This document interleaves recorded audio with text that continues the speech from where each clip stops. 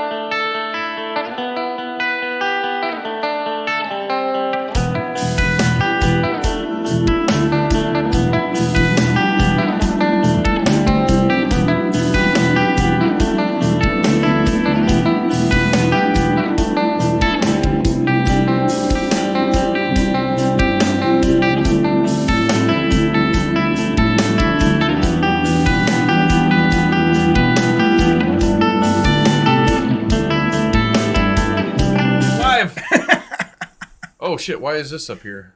Oh, that's not the right thing. Podcast! Here we are. Oh! That was fucking weird. Only a tiny technical difficulty. Hey, we started on Only time this week. Tiny one. Fuck it. Yeah. Fuck it. Fuck it. Welcome, everyone. Welcome to Fuck This Movie. Yeah. Fuck this movie. There was a comma in there. You might have caught it. There was. It was subtle. Anyway, welcome to the podcast where we talk about film and other cinematic fuckery. Yeah. Which this film that we're going to talk about is a great example of that. Ooh, if this movie was yeah. a genre, it would be cinematic fuckery. Every week we're going to center around one film, but we might go off the beaten path. But anyway, I am your host, Dustin Holler. I worked at Blockbuster for a lot of years, and I otherwise engage in certain film fuckery. And to my right, we have the owner and proprietor of Take Action Tattoo and Gaming. He's the best tattoo artist in Northern Indiana. He's a big-time film buff and specializes in B horror flicks, Mr. John Brown. That is me. I'd like to think a little bit more than B horror flicks. But B flicks. You're a B flick specialist. You watch Beef on Netflix, right? You are a B movie specialist. Yeah, anything not on the beaten path is definitely Off the beaten path. And to my left, we have a semi-criterion collector and window salesman and voodoo list maker. Window technician. Window technician and voodoo list maker, that Mr. Indeed. Reese Anweiler. Hi. I dug into some of your lists on Voodoo. They're kind of fucking weird, man. Some weird lists. I don't think I actually made any of those lists. I It's shared that like account with my entire family. Yeah, your family makes some weird lists. Relative of many list makers. Anyway, we're here to talk about some film. We are here to talk about some film. And this week, well, first off, hey, what have you guys been watching? It's been 2 weeks since we've the last episode. What have you guys been watching? The most notable thing I watched was actually the sequel to the 1984-86 Fly. Oh, the I've Fly always been 2? curious about that. Yeah. So it's not Cronenberg. No. Which is whatever. Does Goldblum reappear? No. There's footage Davis. Okay. in the film. No, none of the. I don't think there's any of the original cast. It's been a minute since I've seen the Cronenberg one. It's about the child. The chick was pregnant. Yeah. I guess. I don't. Was she established as pregnant? It was. There was like a. a nightmare sequence in which Okay. she's imagining giving birth to a fly, but it doesn't. I don't believe it actually happens. Okay, so they played off that for through the sequel, and so the opening sequence is her giving birth, and then it's the child develops super quickly. He goes at like the flies rate, but the company that controls the technology Dies in like 2 days. Yeah, well, it's where it gets interesting. The country or the company maggots? that They're controls the shooting maggots. technology kind of takes him in, molds his whole existence, yada yada yada. No, it was surprisingly good. It really was. Most of the time those sequels are complete trash, Yeah. and it felt like a perfectly fine movie. Successful, especially like successful like sci-fi / horror flicks where they replace everybody. Yeah. That's historically not a good place to be. No, but they did a really good job. The story felt complete. It didn't try too hard. It did have some like recognizable actors too. It wasn't just like complete trash by any means for the cast. Really good practical effects. Yeah, no, it was actually pretty good. The ending was a lot of really good practical effects. The end sequence was sweet. So, you guys give a shit about the description of the end sequence? I do not give after shit about spoilers. the guy reverts to like he turns into a fly, of course, as is the bit, and his out that they establish in the movie with no real fucking rationalization whatsoever. But it's an out, and it super sciencey, whatever, it works. But if he has another person in the teleporter with him and teleports, he can like somehow sacrifice this other person to regain his humanity. No. So he gets the villain in the teleporter with him in the last scene when he's full fly mode. Looks really sweet as a fly too. That was lucky. Yeah, and so he teleports, and like the thing opens dramatically, and this fucking crazy amalgam weird mutant creature crawls out, and it's like he just happens like he's attached to the back of it, and like all this shit just conveniently like sheds off of him. So like he sheds this other mutant guy that got fucked up in the transformation somehow, but he's perfectly okay. But the heroine of the story, it's a great moment because the heroine of the story just runs up and starts pulling this shit off of him and just gives him a big old fucking smooch when he's got all kinds of people stuff on his over his face. Nice. Yeah, it was very classic. But yeah, so that was what I watched. All right, Reese, you watched anything recently? I watched Guardians of the Galaxy Volume 3 twice. Oh, I haven't seen that one yet. Yeah, I'm saving it. I would like to I'm watch saving that it for one. marriage. There's not very many Marvel ones I want to watch. I would That'd say be fun. definitely worth your time. It's so fun. Yeah. It's like a great action movie. The story is like pretty solid. You really don't have to have seen it. Honestly, any Marvel movie besides the first two Guardians. Well, I think you can watch the three Guardians. It's movies as definitely standalone films. that's my favorite of the Marvel Yeah. series, just because it is a standalone thing and it is kind of just a quirky, goofy thing. And I would say I haven't actually seen the first one. Oh I saw yeah. the yeah, second one. that's a must for you, Oh, John. And you gotta watch the Well, first I one. had the same feeling. Like, Yeah. it was like it's still even the second one. Still Yeah, felt yeah, like, no, it like, just was works. a great It just standalone works. experience. Yeah. It was perfectly fine. This one is a little more referential to some past events, like Right. happened in the Avengers movie, Sure. because like Gamora dies in one of the Avengers movies. Right. So like there's some of that, but like they kind of just talk about it. Like if you listen to the dialogue in the movie, you can, even if you Yeah, haven't yeah, seen the Avengers yeah. movies, you can understand what's going on. Well, at the end of the day, like a good old fashioned comic book action flick, like they should all Yeah. be Yeah. like. I feel like that should be like a standard qualification Yeah. for these movies is just to fucking at the very least, nobody should give a shit. Sit down and watch a good movie. Yeah. Have a good time. These are fun, and it's got like deeper meanings and metaphors and messages Yeah. too. But No, like, it's just a the great second movie. one did. Yeah. So the last thing I watched, I recently rewatched for probably like close to the 20th time. 1987 film called The Untouchables, starring Sean Connery and Kevin Costner. Kevin Costner and Andy Garcia. It's been a long time since I've seen and Robert De Niro. It's basically about prohibition and basically the taking down of Al Capone. Really good film. Actually, one of the best that Kevin Costner has ever done. And I've seen it a million times. It's a movie I really liked when I was Who a plays kid. And Al Capone in that? Robert De Niro plays Al Capone, okay. which is a makes sense. pretty solid choice. Yeah. Yeah, No, that works. Kevin Costner plays Elliot Ness, who historically is the guy who took down Al Capone. Right. And it goes over the whole thing because Al Capone was just like super criminal, organized crime, like super tendencies towards violence. He's got all these murders on his resume and all that, but the only way they were able to take him down in the end was by getting him for tax evasion, which is why he spent his last years in. Happens a lot. Yeah, I used to That's tell like the this. best I way used to to tell make this it. like barroom joke. It's a fucked up thing where all these like lifetime organized criminals, like they basically what they were doing wrong was they were doing like basically things off the book. But what ultimately took them down was that they had a physical book. Yeah. You know?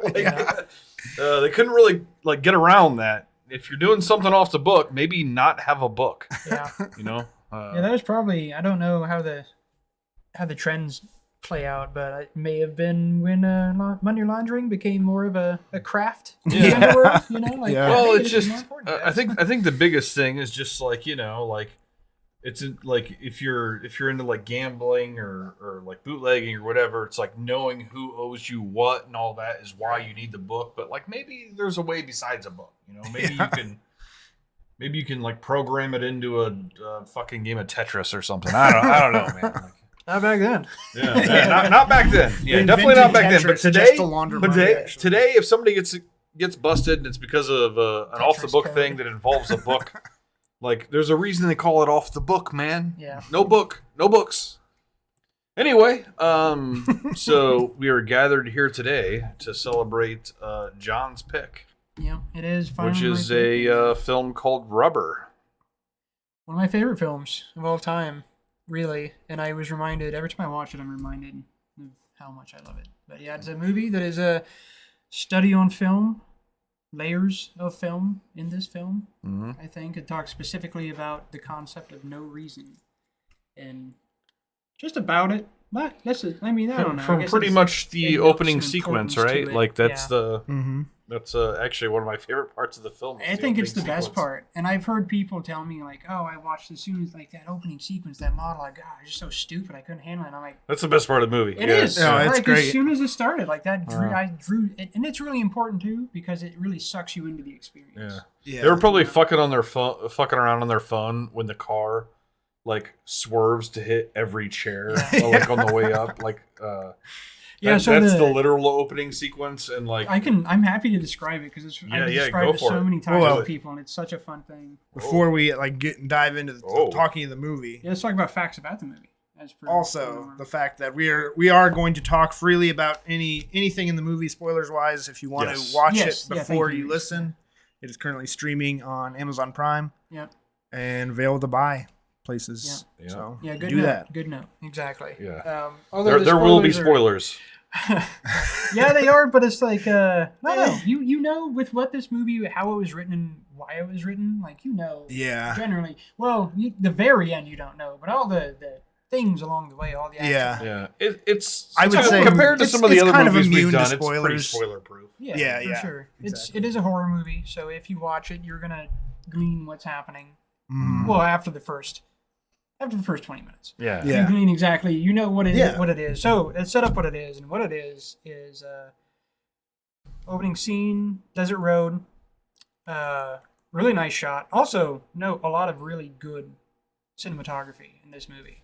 Yeah. Like the photography and just camera work.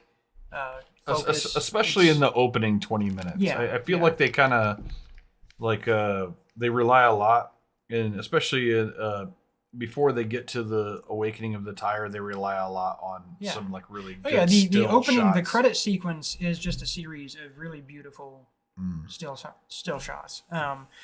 So that's a big thing. But yeah, desert road, looking down, and you see some random, but still probably obviously carefully arranged wooden chairs.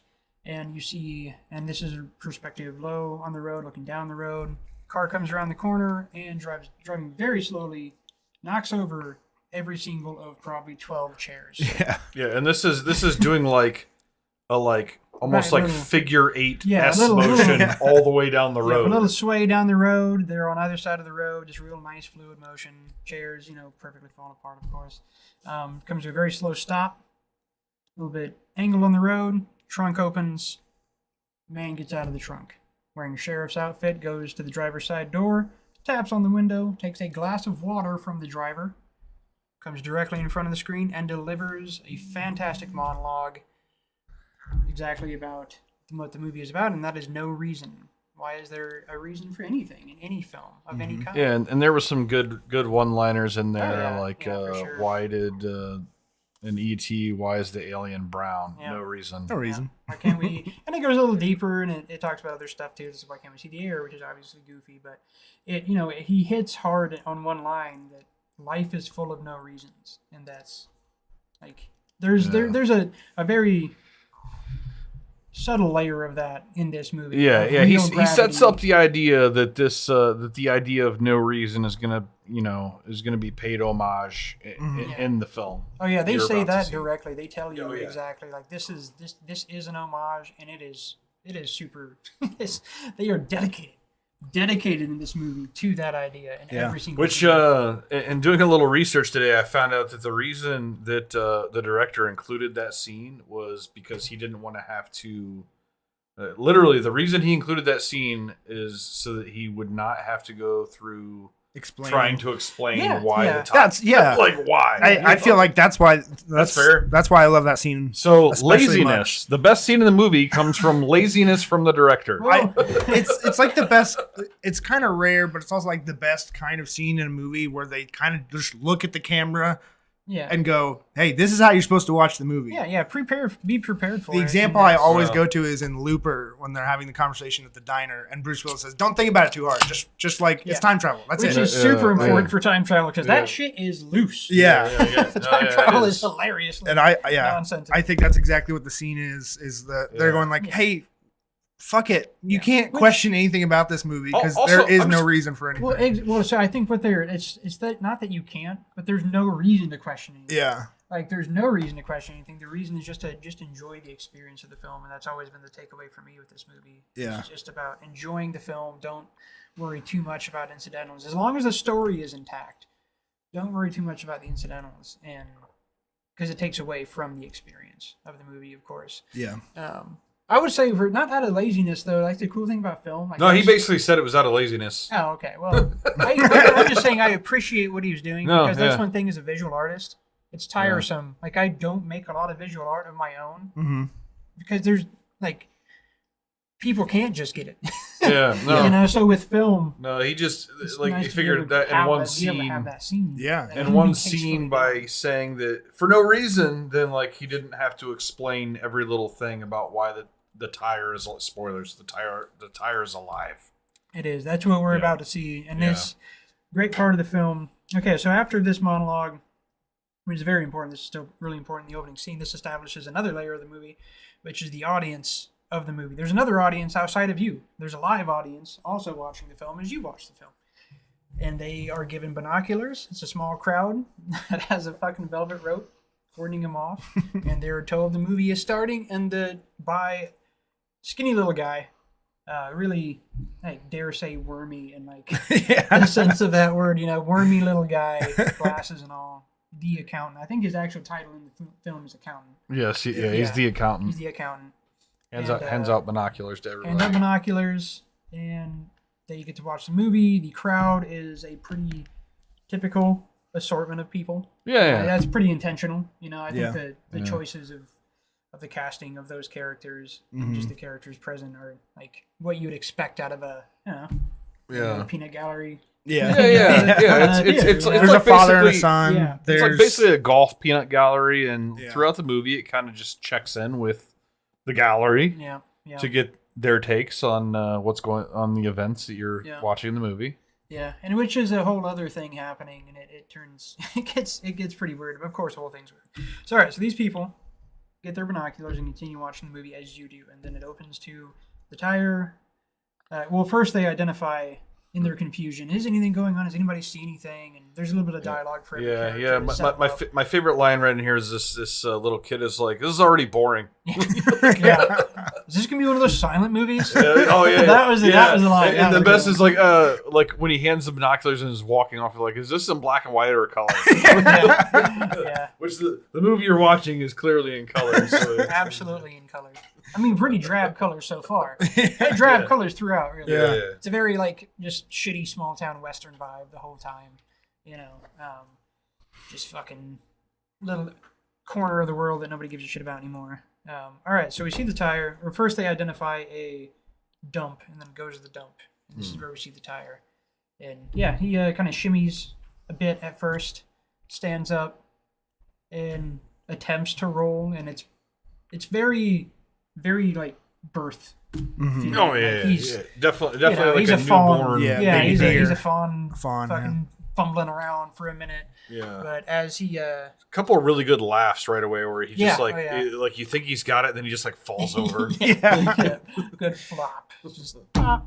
But yeah, he quickly is up and running around. Music changes, and big note to the sound is huge. And Yeah. this, like, it's a subtle experience, but this film is definitely an experience. Like, as a package, if you are invested in it, like, it's a movie that a lot of people just write off as not super interesting as an experience just because it's so dry and what it's about. But it actually, in the right setting. Specifically, the sound editing I thought was like Yes. top notch. Well done, and also very important. Yeah, for sure. Like to the sound editing brings the tire to life more Yeah. than anything. Because all the tire is shot so far from very close, because a lot of shots are probably them fucking rolling the tire by hand.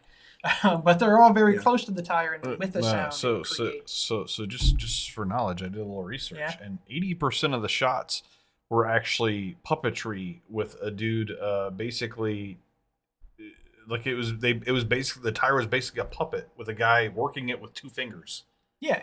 So, From where? Yeah, exactly. From off screen. Okay. It was working Yeah, with two the fingers. ones I was most curious about were and There are some deceptive scenes. yeah. They did it, and the other like 20% was basically they had basically built like a kind of like a motorized version. I wondered. A remote control. Yeah. Tire, basically. Okay. I didn't think they'd have the budget for there that. were a couple of shots. So that basically, happened. basically most of the scenes where you see it like rolling straight up and down from like a long shot, Yeah. like That's that is the robot. that is literally a remote tire. remote control tire. That's cool. Murderous robot tire. All right. Oh, now I'm curious how they got it to roll though. Like they like with the full tire. Yeah. You know what I mean? Yeah, I don't know. Maybe there's a Like no cuts or anything. It could be deceptively simple. There could be like a perfectly sized RC car Yeah. Yeah. Oh yeah, that's true. or something. I don't know. And I can't believe they got Chris Pratt to voice the tire. That was wild. Oh, by the way, the tire's name is Robert, Yeah. so it's very important information as well. Yeah, that doesn't come up until you get to the credits. Yeah. Great stuff. So, yeah, it's important though, those shots, like, even though it's good use of a simple mechanic, like the really close, because it feels like in some of the shots the guy is holding the camera and moving the tire. Yeah. And a good amount of them, and that proximity with the sound, you really do get the feel like they put you right there with the tire early, and it makes you humanize the tire a bit, and that's important. They do so in other instances later too. So, all right, so now he's rolling around, he's feeling good. As he speeds up, the music tempo changes, more sound, investing you in the, immersing you in the situation, and he comes to first a plastic bottle and stops and wonders and is curious, and he very slowly comes up to it and puts pressure and feels the pressure, and not before too long he's crushed it, and now it's like a whole other layer. Like, you learned a new experience. Like, it's what's fun about this is like it is a tire existing for no reason. Wakes up, becomes animated conscious for no reason, and through just honest exploration of its surroundings, no information whatsoever, turns into what it turns into for no reason. Yeah. There's no reason for him to enjoy crushing this bottle so much, and then the things that come next. It's really But he satisfying did. to crush a plastic bottle. Yeah, it is though. It is, yeah. Yeah, the way they do it too, it's like a slow build up. It's like a kind of like puts a little bit of pressure on the bottle. You hear like the crackle of the plastic. Yeah. And then, like he's almost like reluctant to do it at first. Yeah. And all of his early experiences are they have that very childlike sensation where Yeah. he's learning everything. And so I love the idea because he decides to murder shit just because there's no reason for him to. He could just like live as a tire and try to communicate with people and be a person because he's a person. So far, by all means, like this thing is alive and is a real character, and they establish more of it like being an individual character, like a person, and having a sexual identity. yeah. They establish everything about this tire's living personality. In my research, I saw, and this might be getting ahead of the boat a little bit, but in my research, I learned that originally the director, which by the way, this is a French film. I don't know if you Quentin, guys, do you know the pronunciation? I don't, but I did see it was a French director. This was actually a French film, country of origin France, but he chose to do it in English. Huh. So this was actually a French Of course production. he did. This was actually a French production, but it looks like American. Originally he wanted the tire to be just like a cutthroat killer or whatever, like no personality, just like slasher style tire. But then as they started shooting, he's like, this doesn't work. And he's like, so he decided to move to what he described as he wanted the tire to have the personality of a stupid puppy. Fair enough, and that comes through. I think that definitely comes through. The tire definitely has a personality. Yeah, it has personality, and like puppy, it definitely has a fucking puppy personality to agree with the infatuation with the female character. There's a lot of like, the tire has a lot, like he is just kind of a classic horror villain, you know? To a degree. Like he just exists to kill, and he wants to kill, and he has the infatuation with some random, heroin character for fucking no reason. Yeah. And so he just is what he is. I feel like it's like one of the most interesting things a foreign filmmaker can do is make a movie like about America that's like an American film. It's just like such like an honest opinion of like Americans. Which I mean kind of plays out with the audience in the movie. Oh yeah, for sure. And it's good stuff. It's fucking brilliant. All right. So yeah, it builds up. He kills more things outside the bottle. Next is a scorpion. And then he comes to a glass bottle. And he can't crush the glass bottle. And what is he going to do? That is like one of the funniest sequences in the film is when he's trying to crush the glass bottle. He's so frustrated. He's trying to crush it in the same way that he crushed the plastic one, and like if you try to roll a rubber tire over a glass bottle, it's basically if you think about what that would be like. That's exactly what he experiences. I mean, he's like rolling over it and like just kind of bouncing off of it. And... Yeah. So after that, how he resolves the glass bottle is a vibration. And he kind of like rolls back and just kind of, you can tell he just really zones in on it, and he's really concentrating super hard as the tire can concentrate, and starts to vibrate and warble. The good old classic warbling effect there. And then bam, bottle's done. Yeah. And I think at that point he gets pretty fucking happy. Yeah, well, there's music. After he blows up the glass bottle, it kind of goes back to the peanut gallery, and there's a really funny exchange where the peanut gallery is. The debate between psychokinetic. Yeah, he's like, he just blew that thing up with telepathic powers, and he's like, it's a psychokinetic, and he's like, I don't give a fuck what it's called. Yeah, that's a good line. It's a good line. I feel like that scene's also like the best, or that point in the movie, and I've seen this movie before. I completely forgot about the telepathic parts, right? And watching again that scene in the movie is when you kind of go like, oh, I can't predict anything that's gonna happen in this movie. Like, I'm always gonna be changing it up. Yeah, well, and it just says it really cements like who gives a shit. Like, we're gonna cover our bases in whatever way we want. Yeah, like, and it does. Like, fuck it. How can a tire kill people? Well, so that if they could, that's how it tracks. Getting back to the peanut gallery, this is one of my favorite exchanges. So somebody like they're like, oh my, they're bitching about whether or not it's telekinetic or what the word is, and then somebody's like, can you stop commenting on everything so we can just watch the movie? And they're like, well, what do you think about what you've seen so far? Nothing. Yeah, this is from there's a super typical pair of young girls there, just exactly what you'd think them to be through the whole time. But yeah, nothing. I like that response too, and that's fuck it, like whatever. Yeah, roll with it, man. Like the experience is the experience. Yeah, and they immerse you in an experience early, and I think that helps set it up later, is because you get into it. It's a simple thing. It's hard to explain. Like, it's hard to say to somebody like you're really going to get into watching a tire, but it does. Like the scene, it's shot really well and it's done really well to get you into the moment of it. So yeah, after he gets rid of after he kills that, I think there's a bird next, right? In there somewhere. So I think the bird is the next victim. He confronts the truck. I think he gets hit by a truck, and then he sees the bird on the side of the road. Oh, actually, he has to. Important thing. He gets tired and he goes to sleep under a tree. Tired.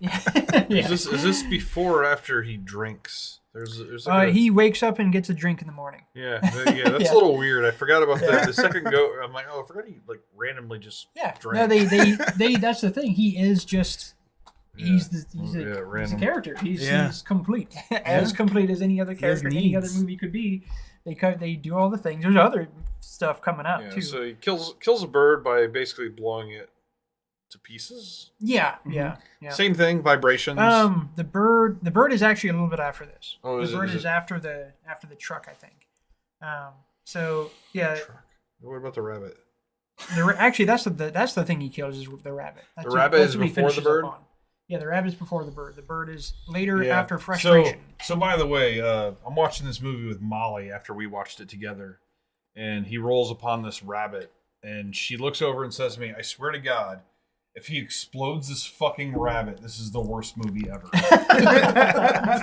Oh. So that's what I was dealing with. Yeah.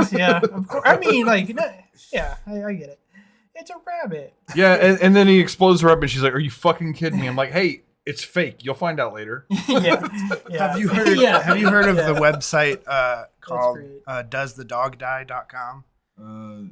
No. Where they started it as like you could so if you're watching a movie and a dog shows up, you can pause the movie, go on this website and find out if that's stupid. If the dog dies or I hate not. it. Then they expanded it to like everything. If there's an animal of any kind in the movie, they will tell you whether or not it lives or dies. Yeah, interesting. I mean, most of the time they're gonna live. It's gonna have to be some old movies or some places or filmed in some weird places where that would be okay. Yeah. Interesting. I'd have to check that out for sure. I mean, John Wick. The dog dies in John Wick. Yeah, it's like the first part of the movie. All right. So what's next? Oh yeah, people wake up and the disconnect of the peanut gallery to what's happening is also great because they are completely immersed in this as a movie, like as a normal thing that's happening for no fucking reason because none of it makes any sense, and they continue the entire way through their presence in the film being they also slept through the night just on the ground. Yeah, on the ground. They wake up and the girls ask for coffee and toast. Like there's going to be coffee and toast brought to you in the middle of the fucking desert as you wash a tire, through binoculars. Great that, but yeah. So then, actually, this is when something we skipped over that I think is notable. The same kid that was like, "This is boring already," like when he did the psychokinetic thing and blew up the bottle, and he's like, "This is starting to get good." yeah. There's violence. Sweet, something's happening. It would be an interesting thing to see. Like that would be pretty fucking. I mean, honestly, would be really terrifying. Yeah, this is like a terrifying villain. Really. Yeah, like what do you? It's pretty hard to deal with. Like, what are you gonna do? You're just gonna fucking die. He's just going to explode your head. You're just fucked. All right. So like he's actually kind of scary when you think about it. So Rabbit gets blown up after they wake up. That's the first thing. Rabbit. And that's when the triumphant music really happens, and he really gets excited. And he's like, "Fuck yeah, I'm murdering shit." Yeah, he's happy. He's like the way he's rolling around. It's almost like skipping. He's skipping. He's skipping. He's skipping his ass off. And so then he comes to a highway, and we get to see the female character, in the movie. The French girl, I don't remember her name. Does it say? And so, actually, no, that's pretty funny because I always like, it's a random French chick. Yeah. Makes much more sense now. Yeah. She's the one French. Well, many of them could have been French, I guess. Yeah. Her name is not really relevant at all. No, I think she's probably listed as the girl or something. Wikipedia says her name is Sheila. Sheila, okay. All right, so yeah, he comes to the road, sees this girl pass, and he uses his immediately, no hesitation, uses his powers to try to blow up the car, stop the car. You don't really know his intention. The car stops though. He stops the car with his psychokinetic powers, and begins the classic horror movie bad guy roll up in the distance. Stalled out car, moment of tension as he's getting, zoning in on the kill, and then we see a truck come from behind and just blast him off the road. And one of my favorite shots too, after he lands, kind of rolls and stops. I think stops by the bird. Yeah, I think he does. Yeah, rolls and stops by the bird, falls over, and then he stands up, and there's a perfect shot of the bird inside the tire. Yeah. From a profile view of the tire, and then turns and by the way, slowly, for those following along, once he got hit and got thrown to the side of the shoulder of the road, basically the girl Sheila, her car all car of a sudden starts back up, and she can drives go. away. None the wiser what's happening. So yeah, kills the bird. Nice shot, and continues pursuit. Come to a gas station. Guy's fueling up. Sheila drives by. Flips him off. Guy's completely for no reason. No, I mean, yeah. Well, I think he was driving up on her fast, I guess. Well, she stalled out, and he just drives by and doesn't help, right? Yeah. Okay. Yeah. So flips him off, and she takes off. And pretty nice shot too of the tire rolling in from a distance. I think the guy goes to a payphone. I think so. Yeah. Goes to a payphone, and you see a really nice shot of the tire rolling in menacingly in the distance. In the background of the shot, and guy gets in the truck, and tire rolls up, and it's great too, because most everybody that is the victim just kind of fucking stares at him for a minute, just completely confused. Yeah, this tire just rolled up on me and stopped. This is curious. Guy gets murdered, obviously. Another great head explosion. A lot of good head explosions in the movie. Do a good job with their head explosions. Yeah, very quality effect there. Yeah, psychokinetic. Yep, psychokinetic powers. And then the tire rolls off after murdering the dude. And so I think next we come to the hotel, and this is where you get kind of a little bit more of the tire's intentions, his designs on the lady as he peeps her through in more villain status as that being established. I don't know, you wouldn't need much more than the fucking the blowing up of heads, but so creeping on the lady, and a couple minutes spent there, and the next we have him just kind of hanging out in the hotel watching some TV, kicking back. How does he have a dream sequence, or is that no, the flashback sequence is a little bit later. Okay yeah, that's after the discovery of his first murder. So, all right, does all that. Then we get to the accountant in his own hotel room, prepping for the night, getting ready to go to bed, and has a phone conversation with somebody and establishes that he has some kind of master at that point. Yeah, which is completely unexplained, of course, like everything else in the film is. But whatever. You have those moments in the movie where you kind of go, "But what is?" Never mind. No, it's okay. Just you might find out. It's fine. Here's a little tiny tidbit of information. Let's just go. Let's go. Here we go. And so he's got a turkey also in his room. Turkey ready to go, and he opens a briefcase, and he's got a bunch of cutting utensils and a bunch of random bottles and shit. So something nefarious, pretty nefarious setup. Then we come to the next morning, and we get him feeding. Or no, actually, first we see he clearly murdered the turkey. Yeah, clearly murdered the turkey. So he feeds everybody in the morning. And then we get to... He kind of rides out and plops a turkey onto the desert sand. And, yeah. And then there's this really disgusting scene where... Yeah, another very kind of just a little tidbit of a horror movie in here in a separate way. classic ravenous group of people. Like, it's very zombie attacking the cooked turkey. Yeah, it's like they don't like rip off legs and shit. They literally just like all kind of like group up on it like a they converge on it. And the camera is set from behind the turkey, so you see her tearing. It's very zombie apocalypse feel to it. Except for one guy. The vet. One of the characters is a pretty like classic, like wheelchair bound veteran character. Who's been pretty quiet the whole time. There's a moment, I think this moment is when there's a very visible disconnect from the rest of the crowd. Like, as the guy delivers the turkey, he kind of just pays no attention. I think when they're asking for food, he's the only one not asking for food. So he decides on that. Definitely. Well, he actually makes the comment as this is going on. He looks over and he's like, animals. So then we get the cleaning lady comes in to the hotel the room the tire was staying in, and does all the usual stuff. Goes to the hotel. Classic kind of slow progress moment here, where there's going to be the reveal and everything, and of course, the reveal is a tire in the shower. So nothing. Where it lacks. Is this before the him peeking on the chick in the shower? No, that happened was the night earlier. before. Okay. Yeah. We were talking about him creeping on her. Somebody wasn't paying attention. I was not. Working on some technical issues. And there was some banter, of course, in the peanut gallery with the peeking too, because they were also peeking. It's like, is the tire gonna get laid? Yeah, is the tire gonna get laid? There's a debate in the quality of the ass of the lady. They're saying basically that she didn't really have a nice ass, but her rack was okay. Yeah, and one guy's like, you got too high. You're too picky. She's great. But really like a pretty classic, like old school feminine figure too, like. Yeah. Like big hips and very like even the choice of like her casting in that fits the vibe of the movie of being. It has an old school feel for sure. Like 80s-esque vibe to it the whole time. Yeah.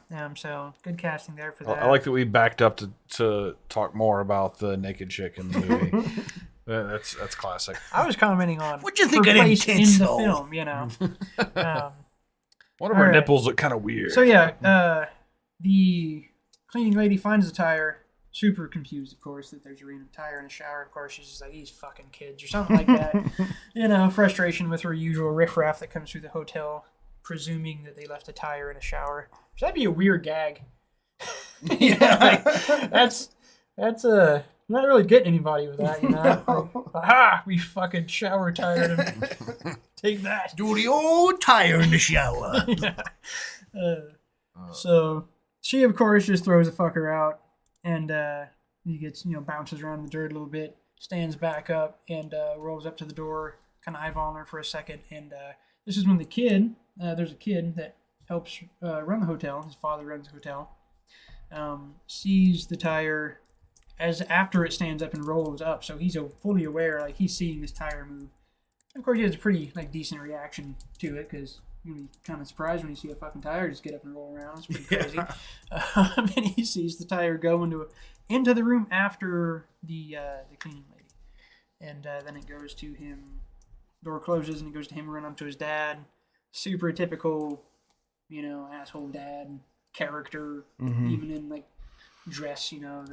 The kind of National Lampoon vibe. Chevy Chase type. Chevy Chase stuff with the floppy fishing hat and the Hawaiian shirt, or open, unbuttoned, overshirt. Yeah. Of course, he's like, shut up, you fucking stupid kid. There's no tires around here doing nothing. You're crazy. Yeah.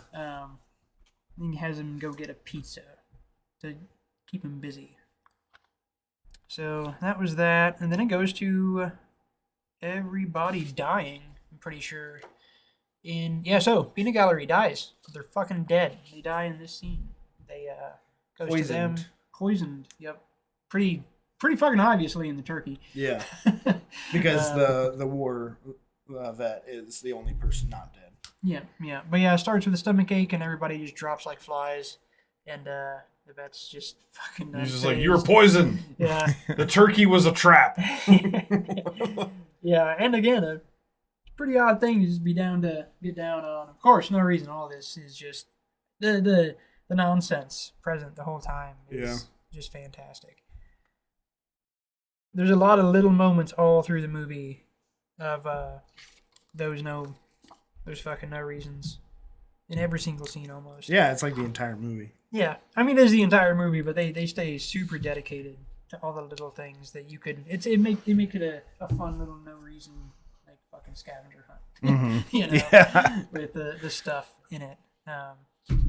So yeah, everybody's dead, and I think it goes to the next scene is the kid finding the body of the murdered cleaning lady. Cleaning at lady. this point. Yep. So that's where my notes end. And that's the end of the movie, guys. So. That's all. That's not the end of the movie, but now it's not going to be as clinical. Freeform. Well, this is we get the return of the narrator or the sheriff. The sheriff, who's kind of the guy pushing the storyline along. Yeah, which we haven't really seen up until this point at all. I think we see him at the beginning, and this is like kind of his first inclusion. Yeah. After the kid finds the body, of course, ambulances come. And I think there's a cop drives. They drive by the tire. I think actually, I think there's a scene. Yeah. He's like rolling down one side of the highway while the like cops with like sirens blaring. Or like pass him. And they just like completely ignore. Yeah, whatever. As one would. I feel like you could pretty easily drive down the road and miss the fact that a tire was rolling. Yeah, I would say so too. But you know the real reason they didn't see the tire. No reason. Yeah, that is kind of the beauty about this movie is it doesn't matter. The police converge. We get to see the sheriff. Kid is like, hey, it's this tire. The tire did it. Yeah. It's in this pool here. Yeah. And of course they're like, no, that's fucking nonsense, kid. Shut up. There's no. There was a scene where the kid tries to tell his dad or whoever that like I saw a live tire. Yeah. He's like, shut the fuck up, go get me a pizza. Yeah. Still super typical dad. Yeah. Like dads do. Yeah. Shut the fuck up, kid. I don't want to hear it. As every horror movie dad does. Yeah. I love he's like and double toppings, and then the kid's coming back with the pizza and he sees this like exploded crow that the tire exploded, picks up the crow meat and throws it on the pizza and it's like, there's your double toppings, motherfuckers. Some shit like that. There was a funny moment earlier too where the kid finds like after the crow dies, before they die, when they're still hungry, before the peanut gallery dies, that he brings up the crow, like, I found some crow, and the guy's like, don't you know that's fake? No, that's the rabbit. That's the rabbit. He's like, I found this rabbit, and he's like, oh, don't you know that's fake? Yeah, that's why I told my wife, like, when she's like, if the fucking rabbit explodes, I'm gonna hate this movie, and I'm like, hey, and it exploded. And she's like, this is so stupid. I'm like, it's fake. You'll see. Yeah, so the cop interrogates the dad, and there's a moment in this pretty normal interrogation. He gets a call, and he just stops the conversation abruptly. He's like, "Yeah, no, we're done. Yeah, we're done here. I don't need any more information." And he tells the guy, "He's like, the poison has had time to take effect. Stop this." Yeah. And then he tries to dissolve the situation with all of his. And he's talking about everything. Like, the movie's over now because we killed the audience. We poisoned the audience, and so we no longer have to do this. And he's telling this to all the emergency staff. There's like 4 cops that came out. There's ambulance workers, emergency workers, and he's telling this to everybody. And everybody just, no, this is real, man. Like, there's a dead lady over here. It's like, shake her. Yeah. No. Yeah, he's like, you might be surprised what you see over there. Yeah. She's got no head. Yeah, I think he says to give her a slap. He's like, got no head. That's one of the better scenes. Yeah, that was fun. But yeah, and everyone is just super confused, and he's just super dedicated to, like, no one, they're all like, it's super genuine. But he's super dedicated to this thing just being over, and I think the dude comes up and tells him, the accountant. Yeah. The accountant kind of rolls. rolls up and like is like, one guy didn't eat the turkey. He's actually watching us right now. And so he's like, oh. And then this is what's beautiful. He's just like, forget everything I just said. And then he just walks away. And everyone just kind of goes with it. Like, okay. Yeah, everybody just like, okay, all right. That's cool. After he just got shot like 3 times. Yeah, he did. And he did ask to shoot him. He asked like several officers to shoot him. Yeah, and one finally does. So he's like, see, it's not real. It's not real. Oh, the iguana. And in his, like, as his it's an alligator. Alligator? Even it's not. He says, he's like, you gotta, he's like, this isn't real. He's like, what do you mean it's not real? He's like, you got a stuffed alligator under your arm. And they like shoot to it, and it's clearly not an alligator. Yeah. Tis an iguana. But, and he's like, yeah. So what? And? That's cool. I've got this. So, all right. So, yeah, then he just abruptly stops and everybody goes with and continues on. And it's fucking, I love everybody's dedication. Yeah, they never deal with the gunshot wounds either. No. He immediately, I think, goes back to the dad. They weren't real. Yeah. Honestly, I think some really good and subtle acting in that scene. No one's like going way over the top, and everyone's like pretty believable. Yeah, for what it is, for what's going on. It's pretty inexplicable. Fucking reactions, but they're still going with it. Yeah.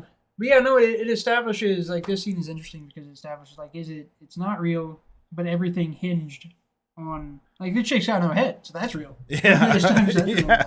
Or I guess not, maybe arguably, like, abandoned body or whatever, but So at this point, the sheriff kind of basically sends everybody on a tire hunting expedition. He actually, there's a really funny scene where he pulls the tire off. Yeah, you see him with like a crowbar prying the tire off of a rim, and he gets it off, and he's like, "All right, this is our suspect. This is what he looks like." Questions? Is it black? That's one of the best lines. Oh no, and we also have he sees. Or just before that too, he sees the tire, like he's finishing the conversation with the hotel owner, and sits down, bloody. Guy's like, "Are you okay?" Like, it's whatever. And he continues his conversation, and then he forgets his lines, I think, and pulls a note out of his pocket and fucking reads it. Yeah, his line after to finish the scene. Yeah, to finish the scene. So before he forgets his line, the tire explodes the guy's head. Goes up nonchalantly, does the deed, and and then he connects. And that's what's weird. Like, he connects here, like, oh shit, this is real. Yeah. This is happening, but it all somehow was contingent on this vet dying. Yeah. But they never try to wrap that up either. So they're on this manhunt. And then the accountant kind of goes back and attempts to poison the vet. Yeah. At this point, he's offering him, like, basically throwing all kinds of food at him. All kinds of shit. Whole setup, all the best stuff. Eclairs, desserts. Chocolate eclairs and of course declines. Yeah, he's not hungry. He's good. Yeah. This is a super fun scene because they might bounce around before what I was going to say happens. I think probably. This is when we get the flashback scene also, just after that, when the tire rolls around to the back of the hotel and finds a piece of glass and kind of has a flashback scene through his whole life. His whole existence thus far, back to the woman, back to all the things. And it sets up the origin with him falling off of a car, I think, and rolling into the desert. Yeah. Something like that. There's a couple of things. There's a spider death, too, that we don't see. Yeah, it's kind of got a whole bunch of flashbacks with a couple new scenes that weren't previously. Yeah, he flashes back to still being on the tire. And in this instance, too, the kid tries to converse with him. Yeah, there's a little bit. Tries to do a little bit of an ET moment with him. You know, like it's just like, hey, my name's blah, what's your name? And tire just like, fuck off, kid. like you talk? No, it's a tire. Yeah, Tire has no interest in being E.T. We on this podcast, we will only talk about movies related to E.T. Yeah, for sure. Like, at the end of this particular episode, I will be choosing a movie for next week, and spoiler, it's just going to be E.T. It's just going to be E.T. Yeah. Look at that. We're changing the name of the podcast to Fuck. It's probably et.com. Is the website. We answer the age-old question: is every movie E.T.? Right. Can we take everything back to being E.T.? And is there any reason for any of it? Well, I feel like the directors do this. They try to make the movie E.T. all the time. Yeah.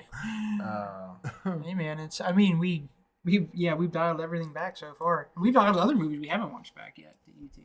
We got fucking Chappie and Johnny Five, basically E.T. too. It's just we got E.T. for days. It's that classic story, and this is kind of tire E.T.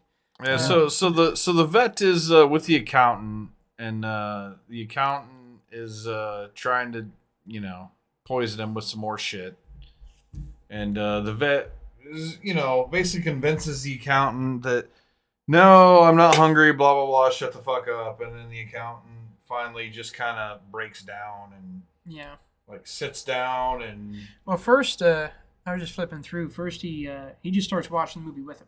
Yes, that's the thing. He kind of gets engrossed into the action. Yeah. And then he hands him some binoculars. Like, take a look. Let's check it out. And then we cut to the death of an officer. They're all in hot pursuit of the tire. And of course, this is fun too because it shows him just there's the pursuit of the cop chasing the tire, and he's moving at exactly one speed. Again, super horror movie. He doesn't run, not really. Yeah, not unless he wants to. So we got one cop down. Guess you call this guy Michael Tires. Yeah. That's terrible. We're gonna put Reese in a timeout. Bad puns in podcasts. It worked well enough, I suppose. Tracks. So then we come to the accountant, broken down for sure at this point, just kind of laying things out, talking about his life, I think. Just giving a family history to the vet here, mowing on these fucking desserts. Just going to town, I think he eats the whole meal. Eats the whole thing. Eats the whole thing. And immediately the poisons take effect. And he tries to offer one last time. Oh, this is so good, man. Come on, get it. Try some of these eclairs that are clearly fucking murdering me. They are amazing. And of course, he fucking gets murdered. And while he's sitting there making death noises as he's dying, the looks the vet gives him as he's just kind of expiring is pretty classic. It's just kind of an eye roll kind of a situation. Fuck. Yeah. Crying for help. All right, so that resolves that. Oh, yes. Very important scene here. Just after this, we get to the tire rolling through a bit of countryside and coming along a tire fire. Seeing his brethren at the slaughter, it just fills him with fucking murderous tire rage.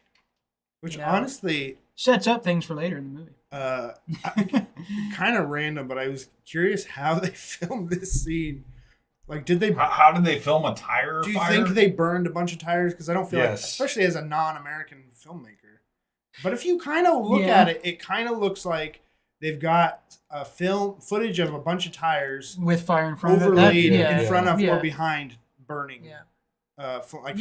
No, actually, as I'm looking at it, I do think that is the case. Also, we have the movie kind of visually playing. So Dustin. I I don't think they just burned a bunch of tires, Dustin. I mean, it's a fair, you would think so, but definitely not in this day and age. Yeah, no. even 12 years ago or whatever. Yeah. I don't think they were burning tires. Oh, and so what happens next? After this, after we burn tires. What we get next is flashes through just a trail of dead. It's like they do 3 days later or something like that, and basically we're just seeing the carnage that the tire left unchecked 3 days later, and basically it's just I don't know, 12 or so shots of people with their heads removed in a pool of like sticky, Yep, like some goo, meaty some blood viscera. ooze. Yeah, Good time for the word viscera, I'd a say. little bit of gore. But yeah, so he is just pissed, and again, he would clearly this guy would be pretty terrifying. He's just free to anybody at will. They get him cornered at a hotel next. I bet there's like entire film school courses on how to make good guts. I bet. Oh yeah. Oh sure. yeah. Yeah, I bet there's gotta be. Yeah. Practical effects, man. That'd be. I guarantee you. What sucks is that's why I love independent film so much and B film is because it gives those guys a place to work. Yeah. Because like big budget movies, they just CGI everything. Yeah. There's not a lot of practical effects. I mean, there's some. They still use some, but most of it's out the window anymore. And like, it's nice to see practical effects being done. And because I've always thought that there's actually a lot of CGI in this film as well. Yeah. Well, the fire. A lot of the head explosions and stuff. They tried to do practical effects originally, and it just they had to cancel. He was not happy with it, so they ended up going to CGI. All right. Well, anyway, so that's the thing. CGI is so huge that even the guys doing independent films are just like fuck practical effects. Yeah, I mean it's you have to. Well, it's a lot less work. Yeah. Well. Collectively, I suppose. I mean, somebody's still doing it. It's still work. It's still work to create the effects, for sure. Yeah, I will say that it's a lot more effective. At this time, you would be shocked. Like, I know I know what you mean by practical effects, and I agree. That's why I love, like, The Thing or Alien. I just love a practical thing, like tangible. It always looks, even if it looks less real, it always looks more tangible. Yeah, yeah. And, but, like... there's movies you'd like never guess have like just hundreds of CGI shots in them. Sure. No, I wouldn't think. Apparently, I get it. David Fincher's Girl with the Dragon Tattoo has like more shots that have special effects in them than like the Godzilla movie put out in like 2014. Really? Because like he just real little sidebar on that film. That film is fucking phenomenal. Yeah. And I'm pissed that they never finished it. Oh yeah, I know. Like I'm so pissed that they never finished it. And then they did sequels that weren't the same actors or director. It was so stupid. Well, I mean, like they had the original.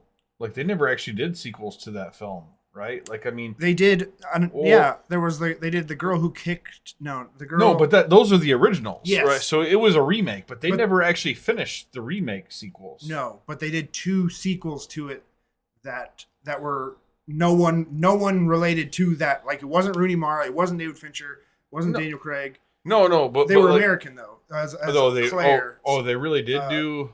Oh, okay. I didn't know that they did that. Yeah, it's not based on the original trilogy. There was 2 more books that they put out later, and it's based on those 2 books. And nobody watched them because like, why would you? Right.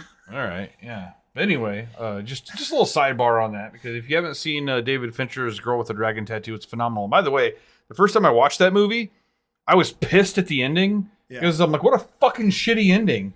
And then, like, I didn't know that it was based on a book series and that it was, like, the first leg of a trilogy. And once I found that, I'm like, well, that was a phenomenal film. Yeah. And then they just never made the sequels. And it's like, now I'm back to where I started with. That's pretty shitty. I imagine there's a story there.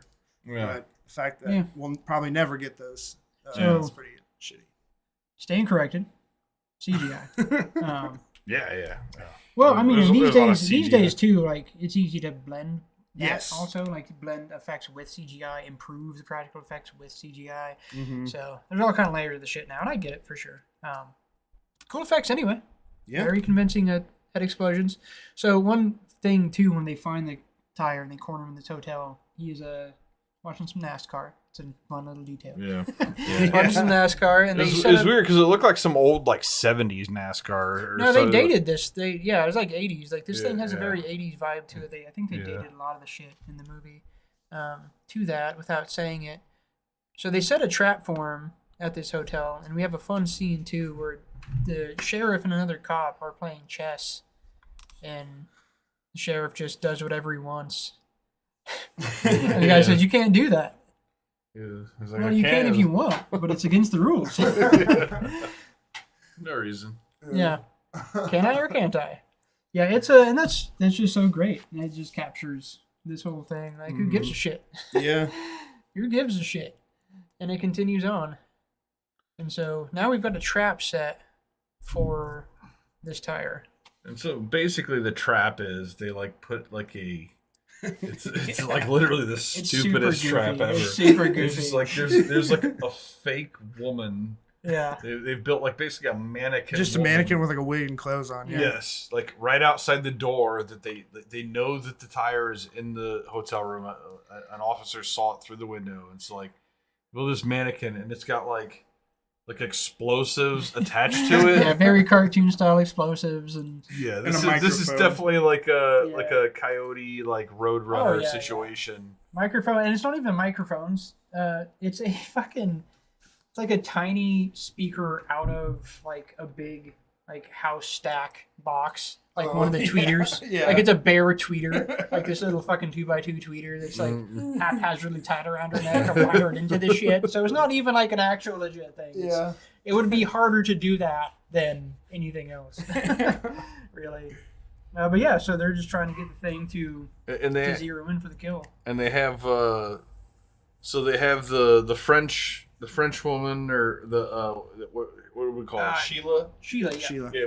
So they got Sheila on a microphone, like basically being the voice of this mannequin, and she's like, she's terrible at it. She's like, "Come, kill me, blow up my head," and like the sheriff is trying to give her like, "You piece of shit," like notes, basically like notes, and she's just not taking them well. First, she's actually like, who wrote this shit? Like, what is this? I can't do this. I can't keep saying this fucking nonsense. And the sheriff takes over for her. Yeah. Just stick to the script. Stick to the script. Yeah. He takes over for her. I mean, like, why even fucking bring her in? This is what you're gonna do, you know? So then he attempts, and then we get a fun scene too, where the veteran. Just knocks on the door. Well, there's also a line where one of the other officers is like, he's like, "This isn't working. Like, I think we should just talk with the female voice." And they switch back as if that's gonna work. Yeah, and then he just fucking blows. I think he just blows that up anyway. They try to blow it up, and the vet comes up. Yeah, and he's like, "This is stupid." Yeah. He's like, "This, what you're doing here is stupid. What's your plan?" And he's like, "Well, the plan is that we're gonna get the tire to attack the mannequin and detonate these explosives to blow them up." And the vet is basically like, "That's a stupid plan. Why don't you just like aim a bazooka at it, or just anything, literally anything else, or just like get a remote detonate. You could blow it up right now. It's right there." And they're like, "Oh no, like we're gonna get him to remote detonate, or we're gonna get him to detonate it himself." And so like they kind of basically this guy's just like bitching about their plan, and they basically tell him to fuck off and go back to his cheap seats or whatever, and he kind of does. Right. But the beautiful part is the tire actually gets pissed at the mannequin and actually does do his little like shimmy and like vibration and explodes the head of the mannequin. Yeah, plan totally foiled. Yeah, and then it goes back to the van and they're like, "It didn't work." It turns out blowing up the head of a mannequin does not detonate explosives attached to the chest of the mannequin. Yeah. Fucking great. Yeah, it's a really nice scene. Yeah, they drop actually we have where's this at? What do they do? I don't know. If we didn't have to rely on technology for Yeah. I know. And then the movie ends.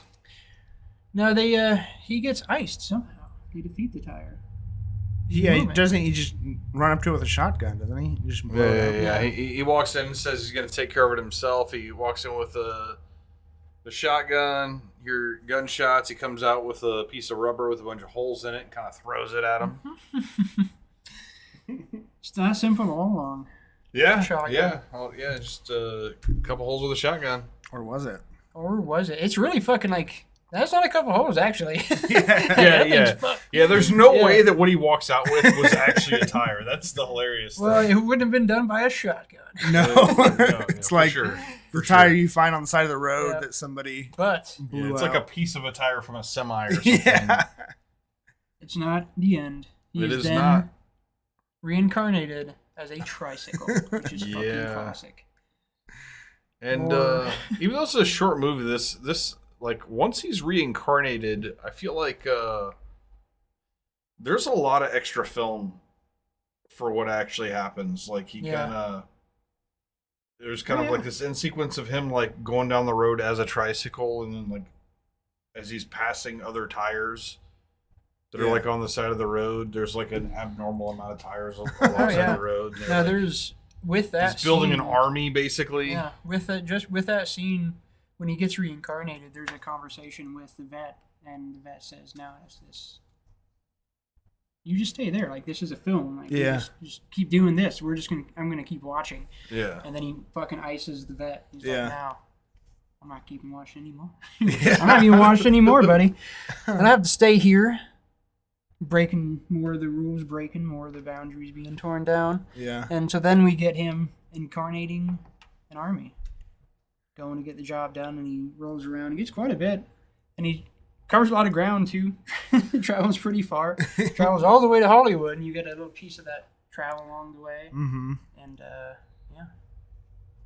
that's it. It ends with a shot of all the tires in front of the Hollywood sign. A tricycle with a bunch of an army, also animated tires behind him, looking up at the Hollywood sign. Yeah. All just tires though, no diversity, just tires. Tricycle and tires. Yeah, so kind of I always felt like that was definitely a shot for sure, I guess. Yeah, I feel like as a it doesn't even French like film.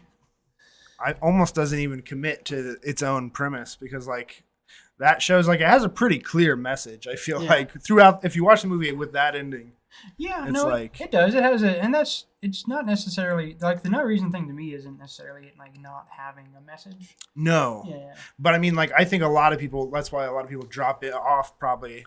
Either at the beginning speech or when the tire starts blowing shit up. I feel like those are the two scenes. Yeah. And like one of the reasons you're going to step away from the movie is like, oh, this movie's stupid. It's meaningless. It has nothing to say. Yeah, for sure. Well, that's totally not true at all. Yeah. No, it has quite a bit to say. If nothing else, it has something to say. Yeah. And just the conversation of no reason in film is something to say. Yes. I mean, that alone is just awesome. I mean, I think this movie is really good for people that enjoy film a lot to watch, just because it helps keep film in perspective. Mm-hmm. It's a good statement on film and exercise in film, and they did a lot with this movie for it being so little. I mean, it was a tiny little thing, but they captured a lot in the scope of the work they did. Yeah. This actually reminds me of, I have a very deep hypothesis of the deeper meanings of the film Final Destination. Yeah. But I could literally talk about it for like an hour. Interesting. To me, that movie is just like accessible faces of death. Like it's like publicly acceptable faces of death is what that movie is. The franchise in whole is that definitely. But I think the first one has a much deeper message. Yeah, I think you're wrong. I'll hear your hypothesis and I'll give it a go, but I think you're on something.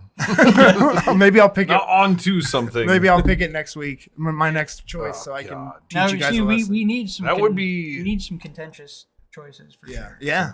I will bring that to the court and plead my case. Because I'm excited to talk about that fucking Uncut Gems movie too. Yeah. I'm excited to see how that could be. Uncut Gems will be a future film choice for sure. No doubt. Because my co-hosts here are on completely opposite sides. Yes. Like, one of them thinks it's like a masterpiece, and the other one thinks it's trash. Like literally, I've it's never that seen polar it. opposite. Like, I'm not gonna pick It's it. definitely.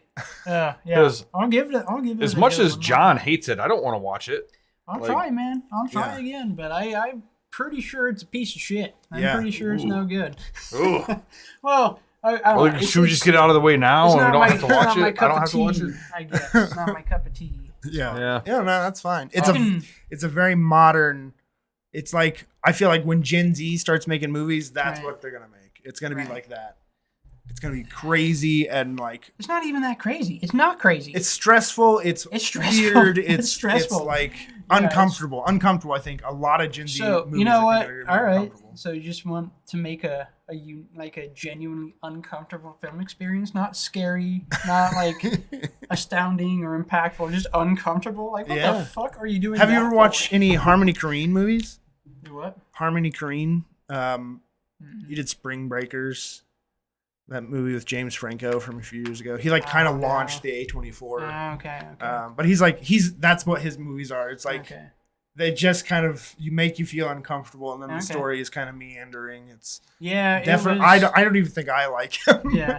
Oh well, that's a good thing to bring up. But he's like really popular in like an indie film crowd. But yeah, no, it was fine. But let's talk more about things that we don't want to watch. I'm people down. could be interested in this. Hey man, people love that movie. I was astounded because I knew it got rave reviews, and I was just like, I won't take away its production. I won't take away from its production. I won't take away from the performances. Mm-hmm. I mean, the performances were all fine. It was just fucking. It's not. Yeah, it was uncomfortable. Yeah, it was just not fun. It was like just taking a spoonful of salt and eating it. Like that's what that movie was to me. Yeah. What movie are we talking about right now? Uncut Gems. Uncut Gems. Yeah. But that's my last note. That's all I have to say about that. Back to Rubber. We're just talking about future episodes. Yeah. Like, stay tuned. You guys got to pick it. Yeah.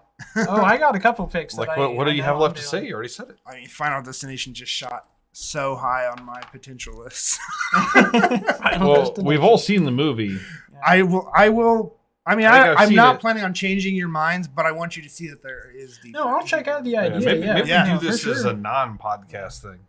But this is interesting. People There's disagree. nothing interesting about that movie. Changing people's opinions is interesting. You haven't done it yet. You're so judgy. You're not even giving it a chance. I've given every movie I've watched on here a chance. I've already given it a chance. I watched the goddamn movie twice. Like, what else do you want? Well, yeah, but you probably watched it as like stoner fodder or something. No. Why'd you watch it twice? I don't know. The second time was probably stoner fodder. Just like some shrapnel when you're in the den, Even on a base level, I think that franchise is just like digging into like the absolute bare minimum, or not bare minimum, but like hardcore, like taking away all the things of around why we like horror, and it's just kind of like exploiting like the violent and cathartic parts of horror. I mean, that's exactly what it essentially is. That's the best you can say for it, for sure. It does do that. It is exactly that. And at that, like, I don't even know what he just said. Just focusing on the kill moment, just like taking this one part of horror movies and condensing them into a bunch of, and that's why I don't like it, because it's just that. It just faces the death. Yeah. I mean, it's just. But as someone who like, I don't like gore porn. I'm more. I don't think it's gore porn. It's more than that. It's not gore porn. It's at least like they do right? weird like shit. Like, no, there's gore. You could say it's an exploration of death. Yeah. So like, if you Which is faces of death. if you look at, why are we that's still what it talking is. You don't want to talk about things we disagree on. What's the point of doing a talk about podcast? this movie. This movie's like not. All right, you like this movie, so we'll continue to talk about it, even though nobody picked it, and we're talking about Rubber. Yeah, but, let's talk more about Final Destination. We will. Fine, I'm picking it soon. Talk we will talk about Final Destination. That's the thing. Boom. Yeah, you can I do that. I got some contentious picks to make for sure. Seems like a solid pick for you. All right, but so fucking impatient Dustin over here doesn't want to record a podcast right now. Oh my god! I just want to talk about what we're supposed to talk about. Movies. That's what we're supposed to talk about. Cinematic fuckery. Let's do that. Cinematic fuckery. Why are we talking about something that's not a movie then? Final Destination is 6.